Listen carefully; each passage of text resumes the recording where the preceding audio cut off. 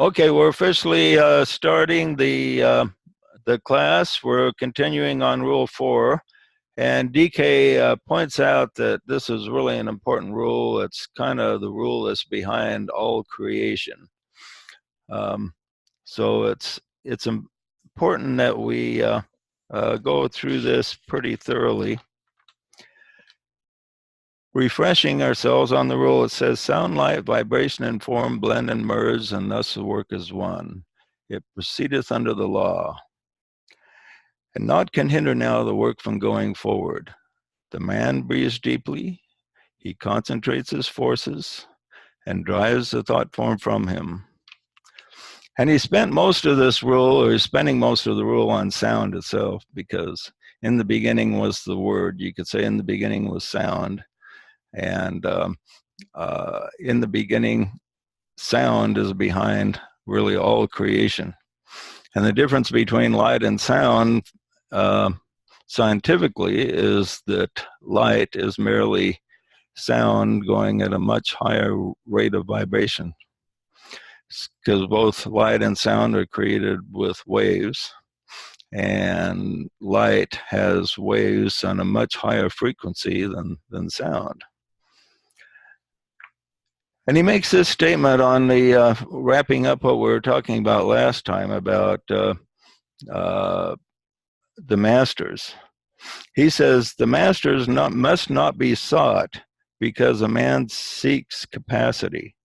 They will be found when the person has capacity that makes him available for group work. In other words, we're not to seek Christ, God, the masters, the higher self, the higher essence, because we want something for us. That's not the reason. He says if that's the reason, then the contact will be delayed. We want the contact.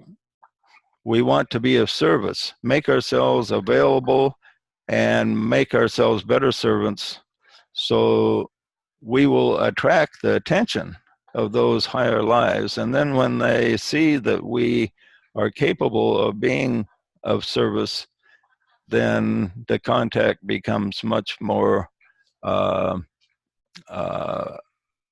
much more potential.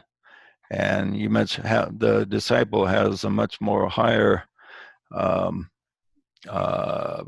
possibility of making contact with the higher self. Yeah, if you were, let's say, if you were building a building and you have a bunch of people coming to you wanting to know how to build buildings, and then you have other people available who have skill in building buildings, which ones would you be most interested in associating with? Okay, because right now the main thing you want to do is get this building built. So if you want to get the building built, you want to gather people to you with skills, and not just people that want to learn how to build the buildings. And so the ones that want to build the buildings need to go to teachers that teach how to build the buildings.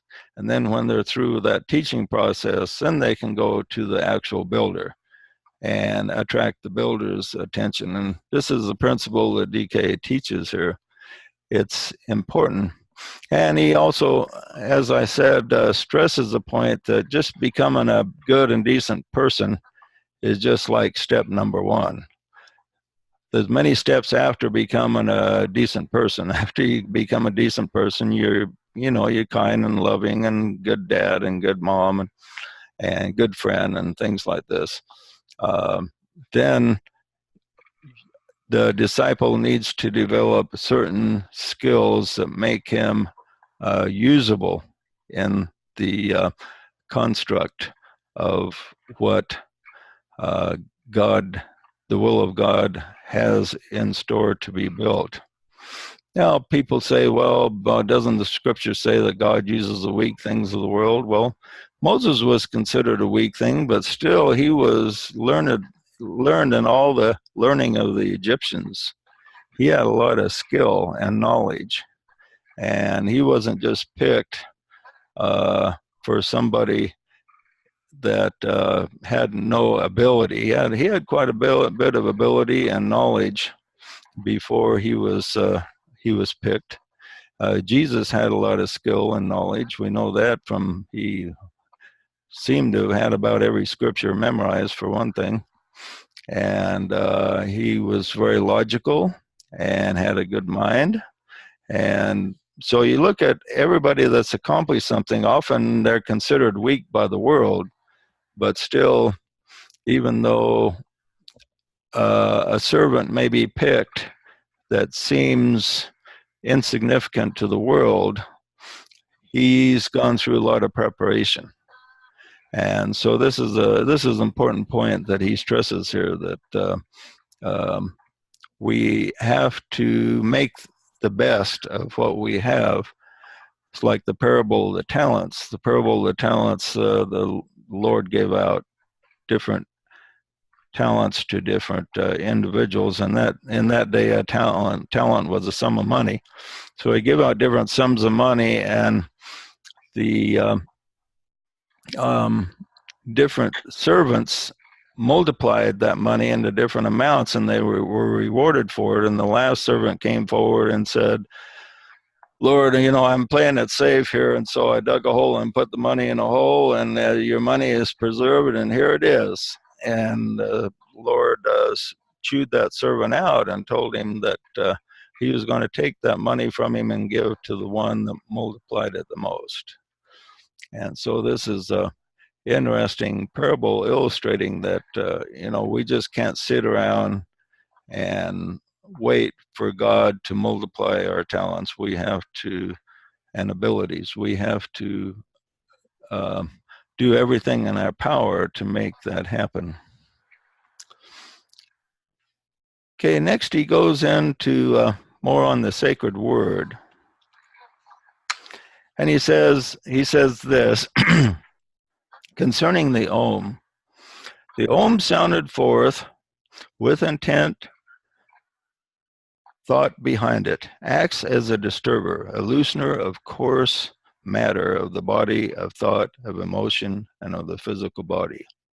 When sounded forth with intense spiritual aspiration behind it, however, it acts as an attractive medium and gathers in particles of pure matter to fill the spaces of those earlier thrown out.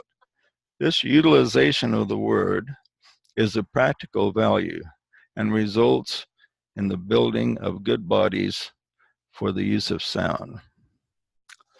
Okay, this is something I've taught quite a bit, is the Om is very powerful in destroying all negativity.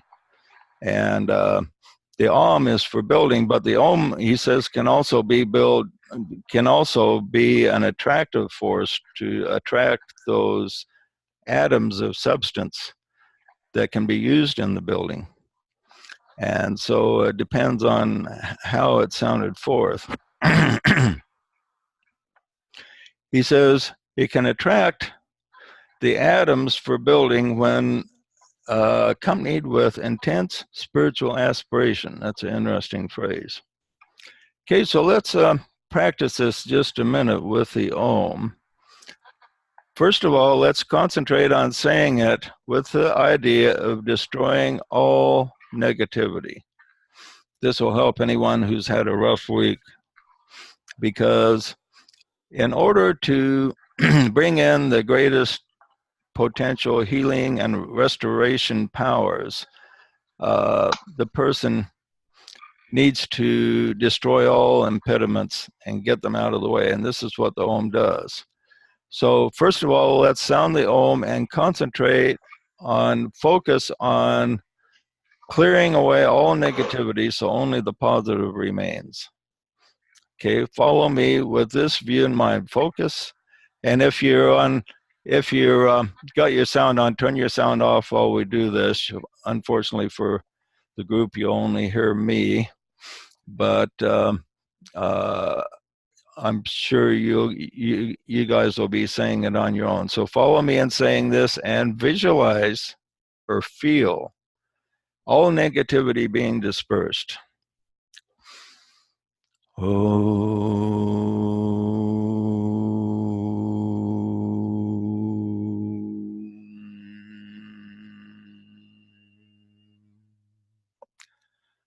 Om, om, om, om, om, om, om, om.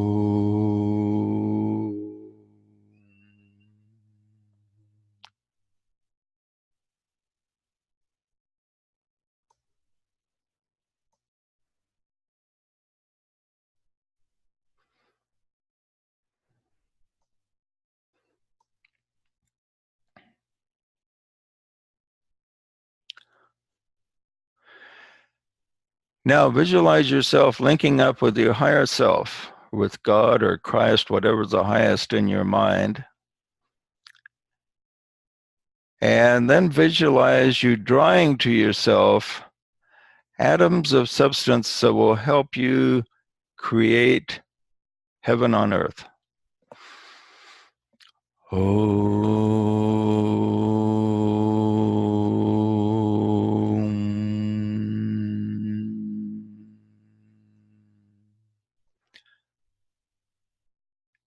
Perhaps the word is feel more than visualize. It's kind of hard to visualize atoms, but feel you drawing to yourself spiritual essence that will give you power to create the things that you want, which are good and productive. Oh,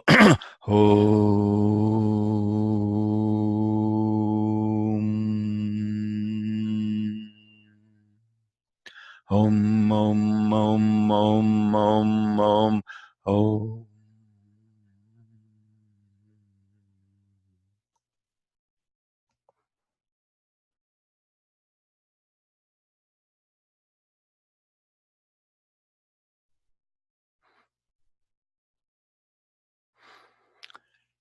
Can you feel a difference, Relina?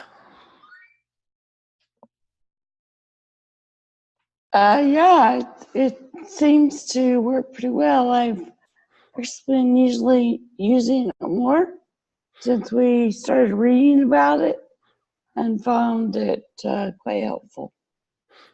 Oh, good, good.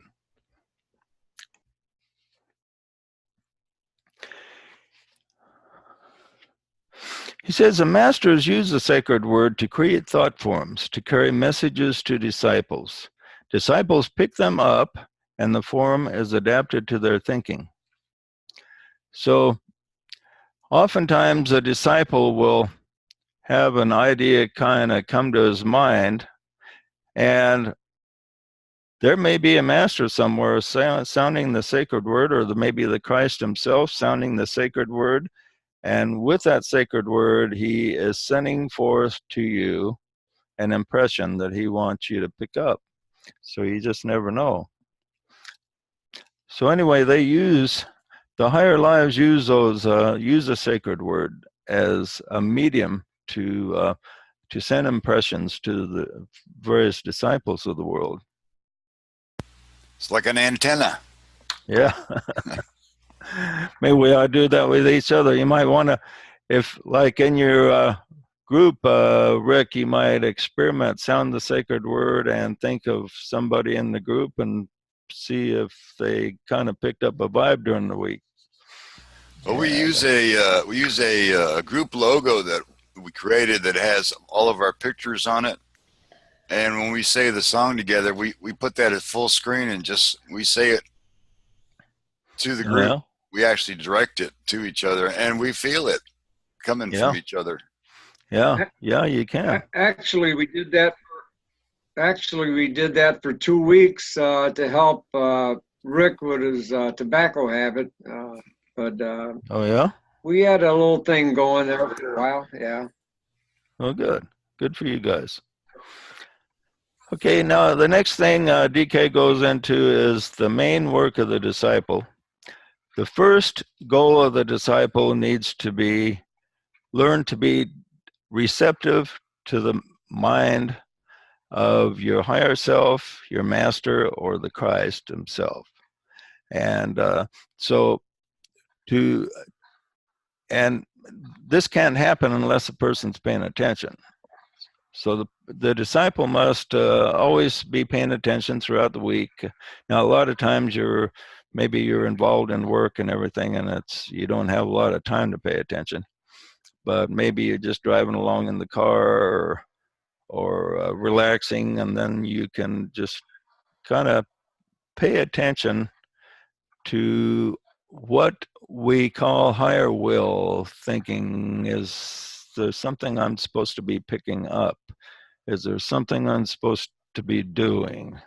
So the disciple needs to always be focusing on how he can be of service. The second thing he says is to cultivate a right intuitive understanding of the thoughts sent to him by the higher lives. Okay, so it's one thing to pick up thinking, I'm picking up something, but to pick it up accurately, that's the difficult part. And oftentimes there's people that have received inspiration and then misinterpreted that inspiration and wound up doing more harm than good with it. But once you pick up some inspiration from some thought that may not be your own, then you want to concentrate on interpreting it correctly. The third thing is, he says, to embody the ideas received in such form as will be suitable for those that you're engaging. So once you pick up an idea or a contact from your higher self, a higher life, the Christ, God, however you interpret it, once you pick that up, then you have to put it in a form that can be communicated in a way that other people can understand it. And sometimes the way you picked it up may not be really suitable for giving out to the masses. So you have to kind of adapt it to the capacity of those that you may associate with, teach, rub shoulders with, or whatever. Yeah, that's sort of the direction that we're steering in, is we want to create these stories so that even a child of 5 can understand it, what the message is. Yeah, that's what you got to do. Matter of fact, when I studied writing when I was young, one of the main rules of writing that, well, I was talking to a published author that was quite successful, and he gave me this advice. He says, when you're writing, visualize in your mind that you're writing for 12-year-olds. He says, if a 12-year-old can't understand it, then it won't be successful. And it's pretty true. You need to write and speak so average 12-year-old can understand it, because many adults aren't much smarter than 12-year-old.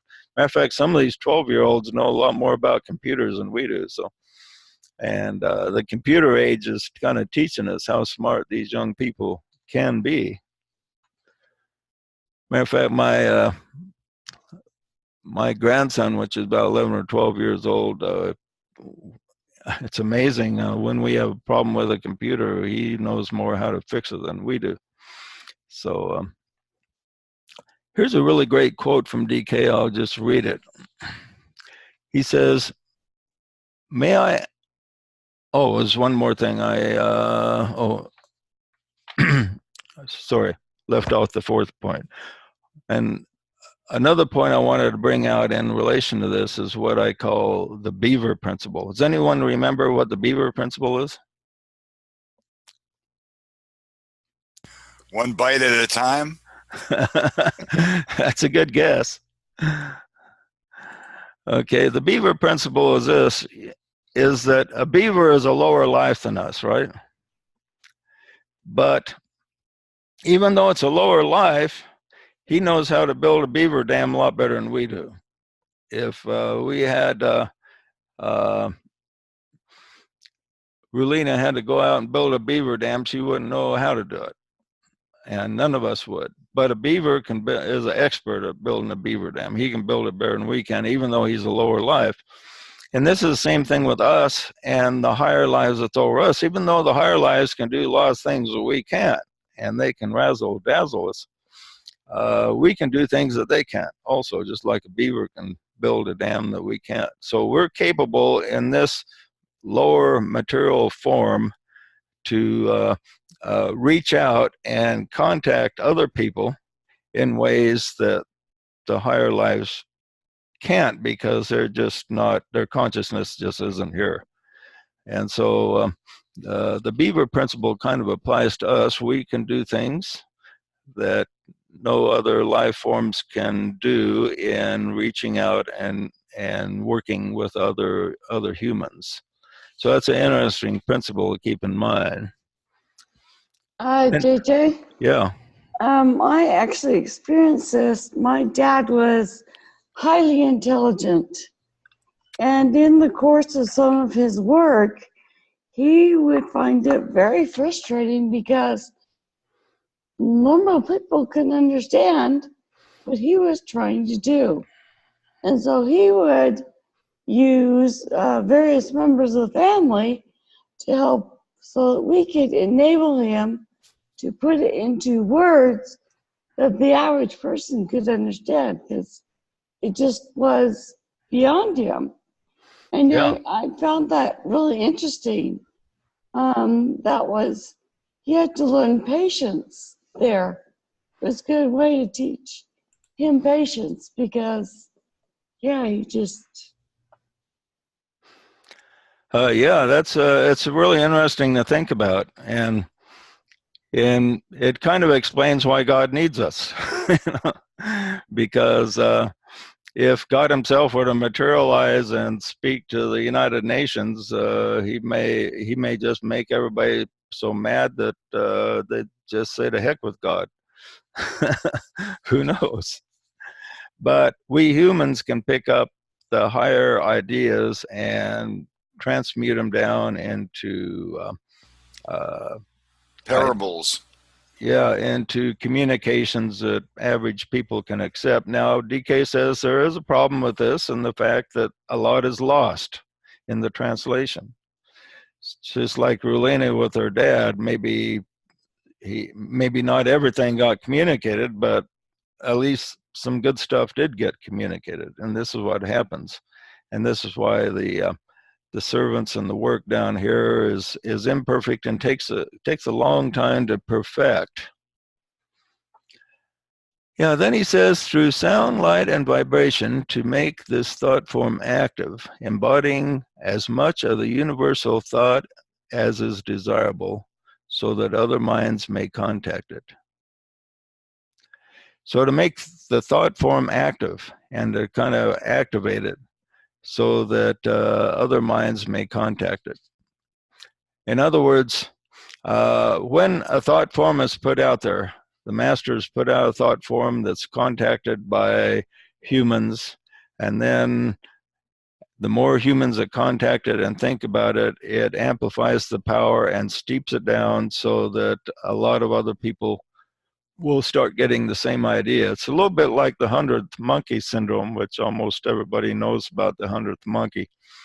And the fact that, and we see this with an idea that begins to circulate. You ever notice when an idea gets in the air, or maybe a phrase or a keyword or a fad or anything, that all of a sudden it starts being duplicated and people start copying it all over? That's because a powerful thought form is generated around it. It could be a fashion and design of clothes. It could be a style of music. It could be, say, the internet itself is a tremendous thought form that was picked up and amplified. But once enough energy is put into a thought form, then people just start picking it up and they want to become a part of it. Okay, now I get to this quote I was going to read earlier. I jumped ahead a little bit. DK says this: may I add that the sound is only truly potent when the disciple has learned to subordinate lesser sounds. Only as the sounds he sends forth normally into the three worlds is reduced in volume in an activity as well as in quantity will it be possible for the sound to be heard and to accomplish its purpose. Only as a multitude of spoken words is reduced and silence in speech is cultivated will it be possible for the word to make its power felt on the physical plane. Only when many voices of the lower nature and of our environment are silenced will the voice that speaketh in silence make its presence felt. Only when the sound of the waters dies away in the adjustment of the emotions will the clear note of God, the God of the waters, be heard. So it's an interesting point that he's pointing out is that there must be a silence cultivated. The disciple, it almost sounds like the disciple shouldn't hardly say anything. I don't think that's what he's saying, but the main thing he's pointing out is silence in relation to the material world. In relation to the material world, the disciple needs to concentrate on saying only the essential things that need to be said as far as like the regular life experience. And then he can focus on the inner and bring forth the true words of the soul. And in bringing forth the true words of the soul and spirit, these will be a different quality words. So there's two different types of sound. One sound that deals with the material world, and then the sound that deals with the spirit where sound actually originates. And to find that originating sound, we had to concentrate on stilling the sound. Now, the teachers in ancient days, what they did with the disciples would have them take a vow of silence, and sometimes they would take a vow of silence for like up to 3 years, where they wouldn't say a thing for like 3 years. This taught them disciplines and also the value of listening to the sound of the higher self, the spirit, and the soul. So we don't do that today, and this is one of the things he points out is the way of teaching is a lot different today than it was in ancient times. Ancient times had a lot more structure and black and white, and because disciples back in those days were not as evolved thinkers as people are today.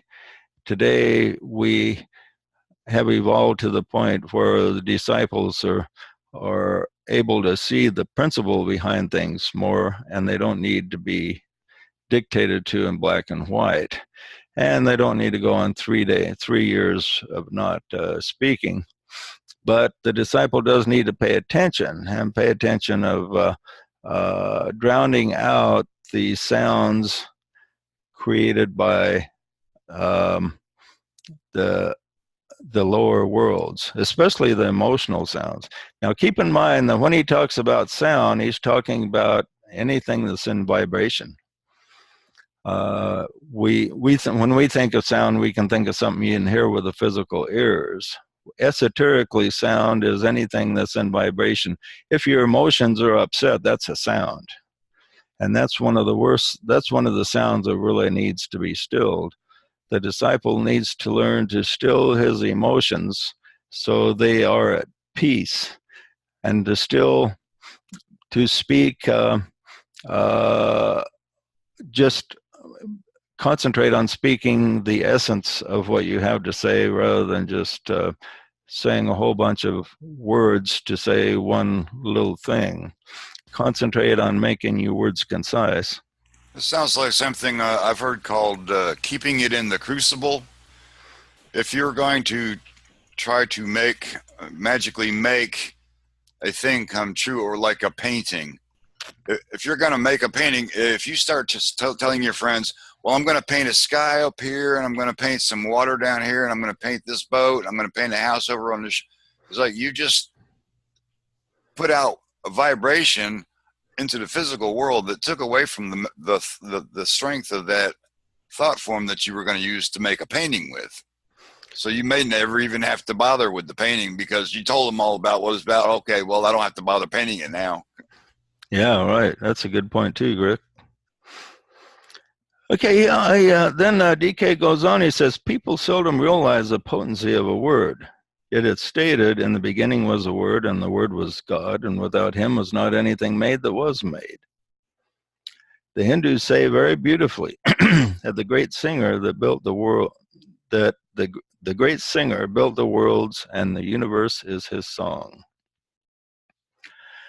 Yeah, there's great potency in words, and you know, there's good and bad in realizing that, because I realize that I'm very careful about words that enter my mind.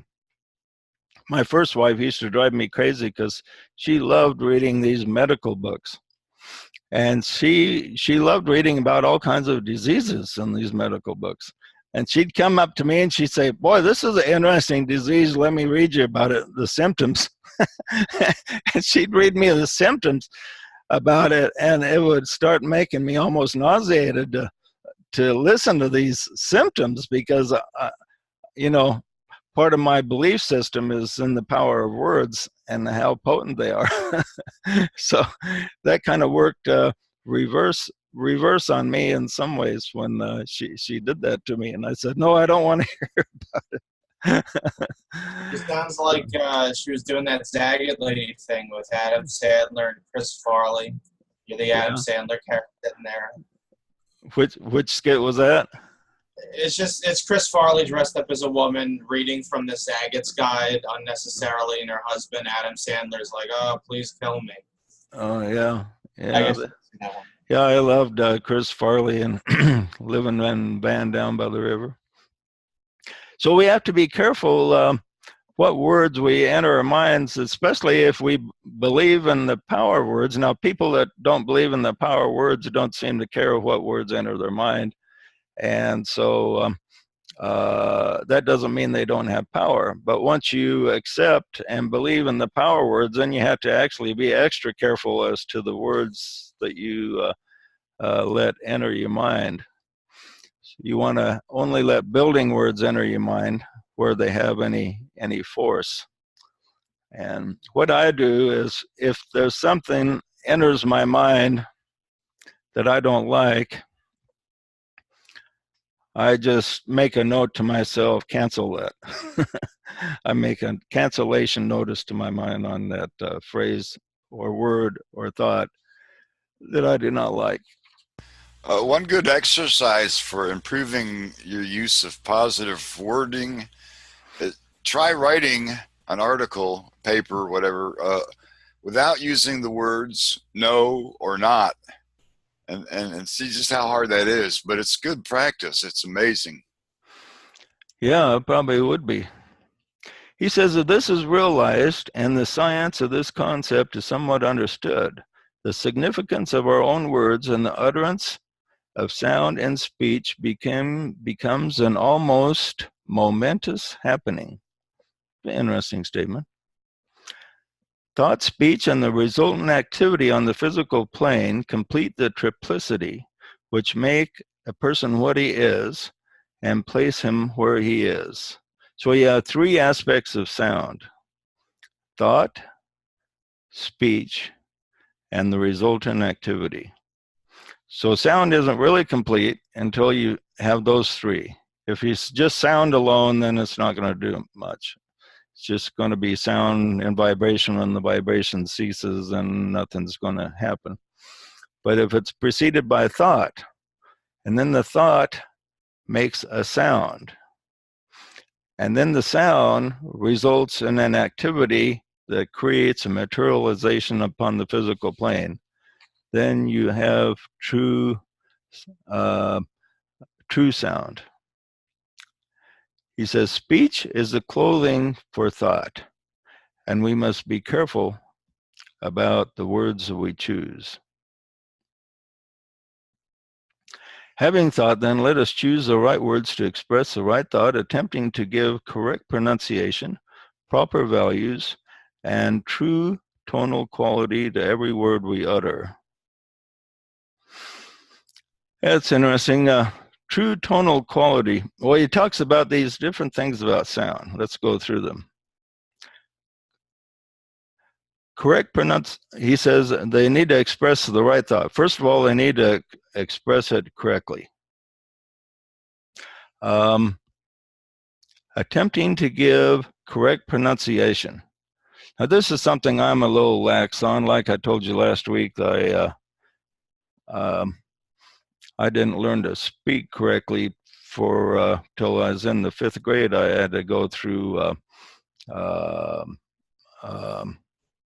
speech therapy, but so I've not always been really good at pronouncing my words. But he says this is important to pronounce your words correctly when you're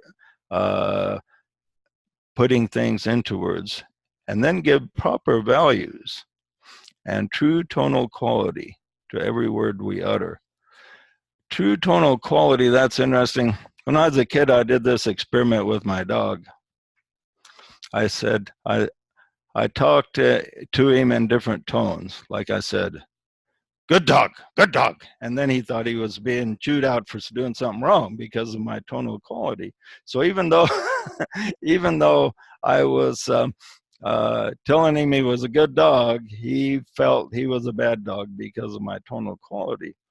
So that's important that we give the right tonal quality to what we're saying.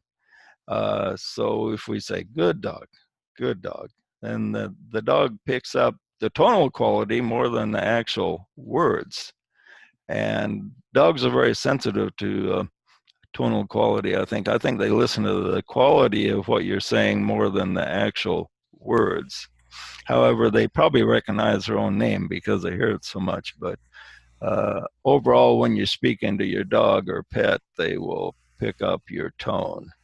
Well, your tonal quality also in itself contains part of the message. Like when you raise the pitch at the end of a sentence, it's like, oh, that's a question. Da da da da da da da da da.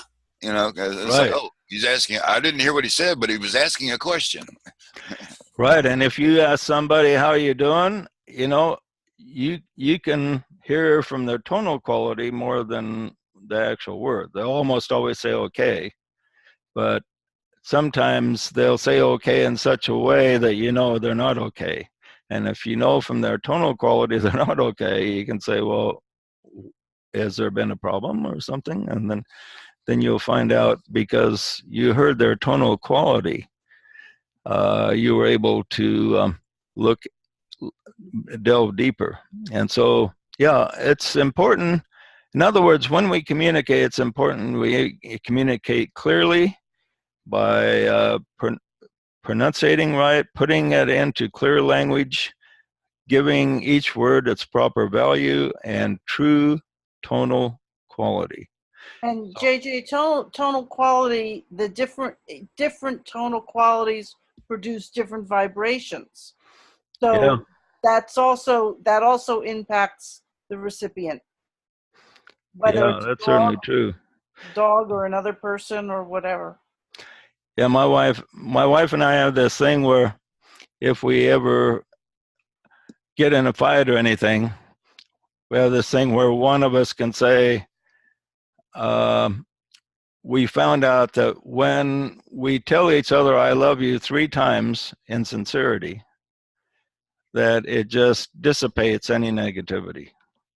And so when one of us feels like we haven't done this for a long time, we've been getting along pretty good, but especially in the first few years of our marriage, where you're working off all the rough edges, you get together and you say, okay, now we're going to sit down and we're going to tell each other we love you. I love you 3 times.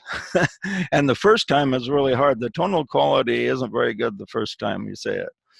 Like she may say, I say, okay, say I love you. And the one will say, I love you. No, that's not the right tonal quality. However, we didn't use the word tonal quality back then. But, so the tonal quality has to be right. But when the tonal quality is there and you say, I love you 3 times, by the 3rd time, we couldn't even remember what we were arguing about. I mean, it's an amazing thing how that happens. But the tonal quality had to be there or else it didn't work. Yeah, you can do a tonal quality. If somebody tells you something and you want to know more, with a single syllable, with the right tone to it, it's like, oh, Yeah. that tells that person, tell me more. Just by saying, oh, in the right sort of way. Yeah. Yeah. Well, you got a natural friendliness in your tonal quality, Rick, so you got a good advantage there overall. Okay, it says, we must correctly put thought into words that will create unity.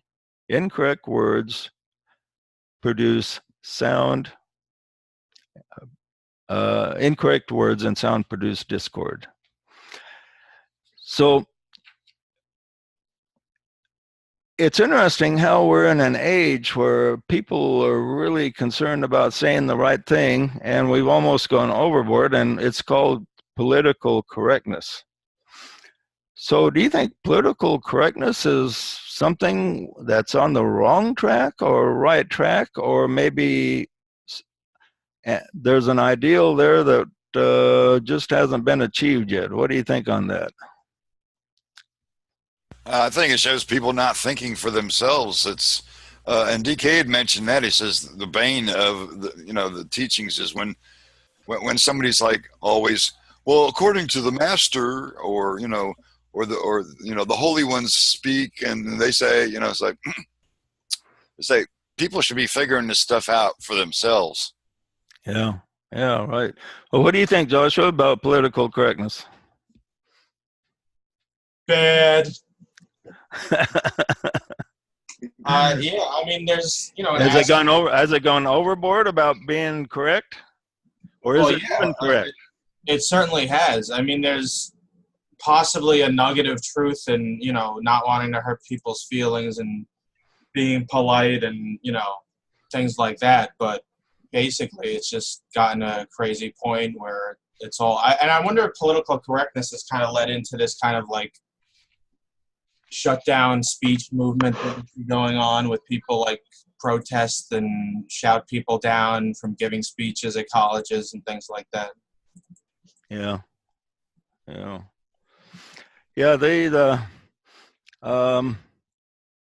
There's all kinds of political correctness around, and I think a lot of people staying up nights trying to figure out how to change everything.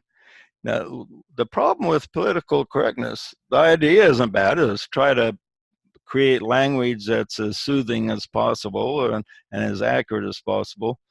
But a lot of times they'll take words that are accurate and replace them with words that are not accurate and don't really mean what we're saying.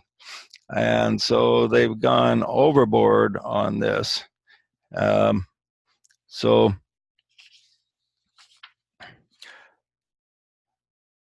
for instance, I have a physical handicap, and I don't mind. I like the word handicap a lot better than words they've replaced it with. Like, first of all, they replaced it with being physically challenged.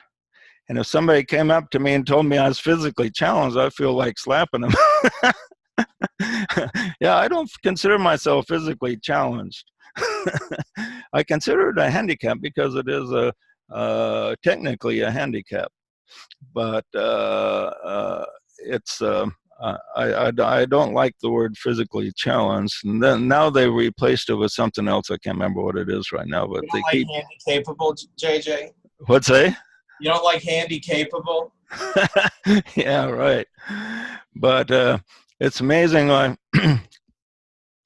Things have changed for the better in some ways. I remember when I was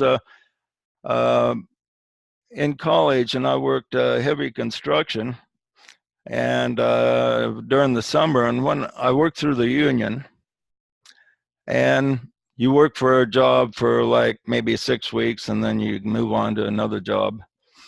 And it was pretty heavy work. I worked as a plasterer's hod carrier and a brick mason's hod carrier, which is two of the most strenuous jobs you can pick, and often working like 20 stories high on scaffolding and different things. And so when I started a job, I noticed I often got fired after a couple of days, and the only reason I could figure out was because they saw I had a damaged hand, and they figured I wouldn't be able to do the job correctly. So what I started doing was wearing big heavy gloves on both hands so they couldn't tell I had a handicap, and I hid the fact from the bosses that I was had a handicap for about 2 weeks. And after about 2 weeks, they could see I was a good worker and could do the job correctly. And then I'd let them see that I had a handicap, and they were usually very surprised when they saw it, because they were surprised I could perform as good as anybody. And so then they didn't fire me then. So nowadays I could probably sue for $1 million if I got fired. But back then, you could fire anybody for any reason and get away with it. Okay. He says, finally, we get to the second word. Sound, light, vibration, and form, it begins, this rule does, and but he doesn't take nearly as much time with the rest of the words. He says, light is known by what is revealed. The absence of light produces the fading away into apparent non-existence of the phenomenal world. It's an interesting statement. The fact that, you know, in the blackness of space, there's lots of light there, but if there's no form, then you don't see the light. There's no way to detect it unless there's something to be revealed. If there's nothing to be revealed, then you don't see any light. And it's interesting how in the solar system we have the source of light, which is the sun. That's the center. And then the farther away we get from the sun, the less there is to be revealed. Almost all that is to be revealed is fairly close to the sun, relatively speaking. Then once we get beyond Pluto, there's hardly anything for trillions of miles. We got to go 4.5 light years away to get to the nearest star system. In between that, there's just basically nothing to be revealed, just empty space. Of course, no space is completely empty, but empty is of physical matter between us and the next star system. So light seems to attract form in the fact that we have the sun and we have form. The things to be revealed are approaching the light. And then as we get away from the light, then there's nothing to be revealed. It's like outer darkness. The disciple's main work, he says, and increasingly he shall find this to be so, is to create thought forms to carry revelation to thinking human beings. That's an interesting statement. His main work will be to create thought forms to carry revelation to thinking human beings. This is what all the great thinkers have done, like everywhere from Steve Jobs to Einstein to Tesla. They have put together their thinking in a way that creates a thought, a pattern that is picked up by people. Edison had an easy time with the light bulb because the light bulb was so obvious that that was one invention that people really didn't resist that much when it came out. It was an easy one to permeate society. Others, like say the computers, when they first come out, a lot of people thought they would never be getting a computer. It was just a toy, a passing fad. And even Bill Gates made some bad projections. He said that, I think he said 20 megabytes of memory will be about all that we'll ever need to do anything. Now we have much more memory than that, and we need much more.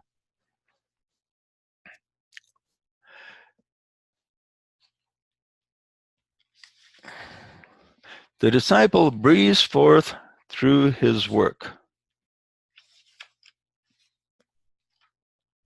The soul is known to be light and is a revealer, while the spirit aspect will later be recognized as sound. Okay, so the spirit, remember, is the originator of sound. The spirit doesn't create sound as we know it. It doesn't create sound that reverberates in the physical plane, but it's the originator of sound. And it can be heard by our spiritual senses.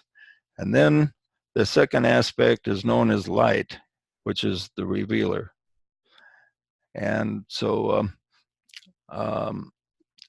light is an interesting thing to contemplate, because light is known by what it reveals, and it takes a shadowing also to reveal light. Without some type of shadowing and contrast, light, the results of light are very difficult to see. So the contrast and the shadowing and everything that we have in this world will be contribute to the revelation.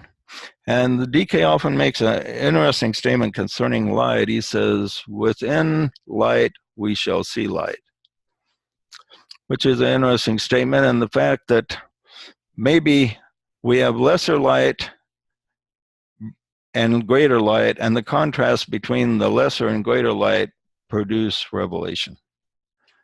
Interesting thought to contemplate. Okay, so sound, light, and vibration. Vibration is next. He says this occurs when the Creator gives life to the thought form through his focused attention, inner confidence, spiritual understanding, and vitality. The creation lives as long as it is vitalized. So the creation has to be vitalized with life essence. And one of the things I point out, one of the principles I teach is, I call it the satellite principle. Anybody remember what satellite principle is?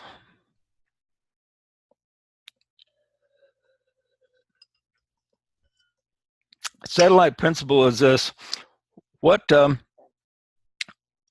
is you put the satellite on top of a rocket, and then you have to send it up with a tremendous amount of thrust.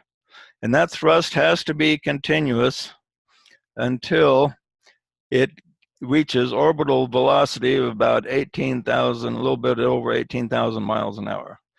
When it reaches 18,000 miles an hour, then the thrust can stop, and the satellite will go into orbit just continuously, and it will be on its own, and it will continue to orbit. And this is the way it is when we create something. We have to initially apply a tremendous amount of thrust and focused attention on the creation until it reaches orbital velocity, so to speak. And then when it reaches that orbital velocity, when it reaches a point to where it can live on its own, then we don't have to put so much attention on it. It's like creating a business. If you create a business, you have to put a lot of focus attention on to make that business work. 90% of new businesses fail. And it's amazing, even though they have a 90% fail rate, there's no dearth and supply of new ones showing up. There's plenty of new ones keep showing up all the time, because people like that idea of being independent. So new businesses are always showing up, but 90% of them fail because a lot of people create a business with the idea that, this is going to be a lot easier than working for somebody else, because, man, my boss just makes a bunch of money off me. I'm going to be like my boss. I'm going to go into business, and I'm going to be on my own, and I'll be on easy street. Well, they get in there and they find out it's a lot harder than they thought. And this is why the only ones that succeed are those that put a lot of focus attention, and they find out it's going to create a lot of focus attention to make the business work. So they put a lot of focus attention on it. And then when they do, eventually the business begins to go into orbit, so to speak, so that it doesn't require so much attention. You can turn it over to employees, and then the business just begins to operate as an independent entity. And then when it if it's really successful, a person can even die and the business continues. Like, look at Steve Jobs. He's now gone, but Apple's still going gangbusters. So the thought form needs to be vitalized, and that vitalization needs to be continue to be placed in any idea that you want to materialize into physical reality. Yeah, if you send a thought form out with your initial energy, if you take away that energy, eventually it's going to slow down. It's through attrition. It's going to fade away. But another mind coming along and spotting that life form can energize it, making it his own, and it gives it new strength. Yeah, yeah. DK gives a thought from the old commentary. He says this old commentary is so old, he won't even tell us how old it is because we probably won't believe him. But every time he quotes from the old commentary, the words are very profound and have a lot of depth in them. And it's a fairly long quote. I'm going to read it, and I think you'll enjoy it. But when I read it, not only try to understand it, but feel the vibration behind the words. And this old commentary talks about the creative process. He says this: the sound reverberated amidst varying wheels of uncreated matter, and lo, the sun and all the lesser wheels appeared. The light shone forth amidst the many wheels, and thus many forms of God, the diverse aspects of his radiant robe, blazed forth. The vibrant, palpitating wheels turned over. Life in its many stages and in its many grades commenced the process of unfolding, and lo, the law began to work. Forms arose and disappeared, but life moved on. Kingdoms arose, holding their many forms, which drew together, turned together, and later separated, but still the life moved on. Mankind, hiding the Son of God, the Word incarnate, broke forth into the light of revelation. Races appeared and disappeared. The forms veiling the radiant soul emerged and achieved their purpose and vanished into the night. But lo, life moved on and blended this time with light. Life merged with light, both blending to reveal a beauty and a power, an active liberating force, a wisdom and a love that we call a Son of God. Through the many sons of God, who in their inmost center are but one, God in his fatherhood is known. And yet that lighted life moved on to a dread point of power, of force creative, concerning which we say, it is the all, the container of the universe, the persistent center of the spheres, the one. You probably didn't understand that, but I think you can sense a lot of beauty and depth in those words. I love reading his quotes from the old commentary because they always have a lot of depth to them. It says, vibration and forms are two parts of the third aspect. First, there is vibration, which then attracts the atoms to create the form. So we have sound, light, vibration, and form. And vibration and form are really two parts of the three. Everything is in creation can be reduced to trinities. So sound, light, vibration, and form. Vibration and form is just one aspect with two parts.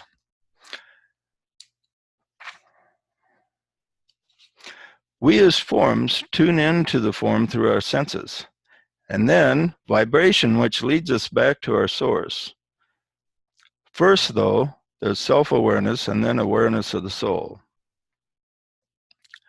So we tune into the form and we descend down into the world of form. And then after we're in this world of form, we have to ascend and get out of it. To ascend and get out of it, we have to pay attention. We have to pay attention, first of all, through the senses. The senses reveals the world around us. We have to take everything possible through the senses, And then after we learn everything through the senses, then we have to tune in to our spiritual senses and tune in to the spirit that communes with us from a higher sphere. So overall, we descend from spirit into matter. We register our environment, develop consciousness, and the inner light over the outer. And he says, all proceedeth under the law, and naught can hinder now the work from going forward.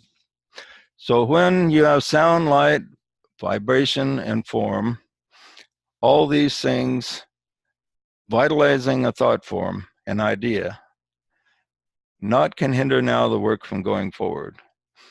And the greatest place for this to apply is you as a human being. You as a human being are a thought form of God. And when we realize that we are participating in the mind of God as one of the thoughts of God, we actually apply this rule to ourselves. We originated as sound, and then we became light, and then we became vibration, and then we became form. And here we are with a combination of them all. We have descended down here, and now we have to use the principles of white magic to return to our source.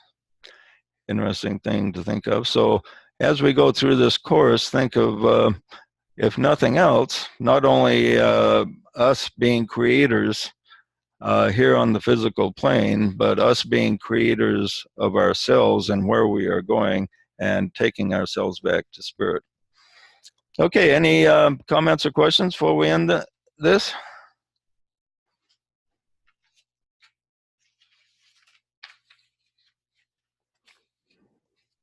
When he was talking about the lesser circles.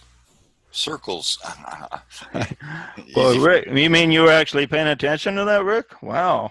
Yeah, I mean, basically, it's like my impression is that when you put a thought out, it's like stirring a glass of water. That's what a thought does to the, to the world of existence, the forms.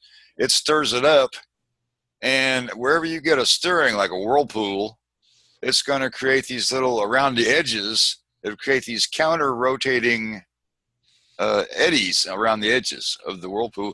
And if you were to look in with a microscope or a magnifying glass, you would notice that even those little eddies would have their own little smaller eddies. It's basically, it boils down to, all it takes to create an entire universe is to get one big whirlpool going with an idea, and that idea is instantly everywhere in the universe, affecting, creating this whirlpool is an instantaneous thing. It's not limited by time and space at all. There's probably other universes getting spun around at the same time, but they're so far away we don't see them. Yeah, I'll read that sentence over again about that. The sound reverberated in the midst of varying wheels of uncreated matter, and lo, the sun and all the lesser wheels appeared. The light shone forth amidst the many wheels, and thus the many forms of God, the diverse aspects of his radiant robe, blazed forth. Yeah. I've often gotten the impression that when these older writings, when they talk about wheels, they're using that word to mean spirals. Yeah. Okay. Yeah, we have spirals, circles, triangles, are the three main forms that govern creation. Okay, well,